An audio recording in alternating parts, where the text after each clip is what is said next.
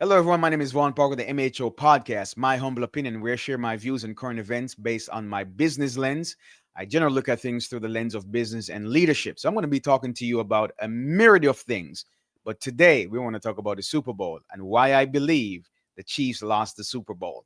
Sometimes when you are a winner and you're used to winning, so the Chiefs were going for a three-peat.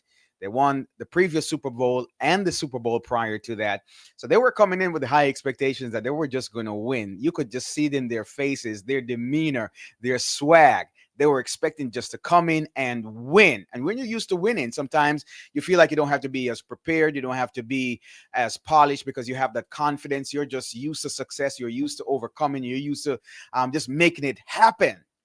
But sometimes in life, you come up against an opponent who's just as equipped, just as skilled, and sometimes are even more prepared because you are replaceable. There's always somebody out there who's trying to get your spot. And sometimes they'll outwork you, they'll outperform you, they'll outplan you. And I think that's what happened last night. I believe the Eagles came in over prepared, over planned. And if one strategy didn't work, as you saw in the beginning of the game, one of the first plays that we saw was an interception by Hurts. But like he's like, you know what? I'm just going to shake this off because I came prepared. If that doesn't work, I'm going to go to another plan. We're going to go to another strategy. The running game wasn't working. Saquon Barker could barely get enough yards, but they came with that confidence. They're like, you know what? We came to win and we're not going home with anything less. And sometimes you have to have that mindset. Let me tell you something about Jalen Hurts and the Eagles, for example.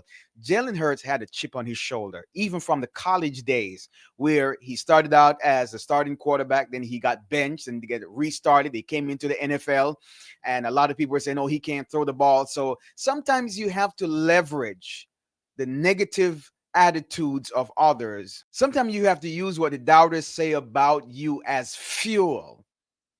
Yes, I know sometimes people say, well, your aim in life shouldn't be to prove people wrong, but sometimes that's what it takes. That has to fuel you. You can allow it to fuel you or you can cause it to deflate you. And Jalen Hurts was like, I'm not going to be deflated. He came in, he was humble about it, and him and his team, they dominated, steamrolled the Chiefs to become the Super Bowl champions. You have to have that mindset that win, lose, or draw, I'm going to leave it all on the line. I told someone prior to the game, I said, Jalen Hurts is going to get this thing done, even if he has to risk getting injured. Yes, that's what I told the person. He may get knocked down, knocked back, but he's going to do everything in his absolute power because sometimes when you get so close to success that you can taste it and you miss it, the next time you get back to it, you're like, I'm willing to do whatever it takes to win. He lost to the Chiefs 2 Super Bowls ago. And this time he's back and like, I'm not going home without a trophy. You have to have that mindset that I'm going to put it all on the line. I'm going to go all in. I'm going to win regardless. I'm going to impose my will on my opponent. The Chiefs were called slipping.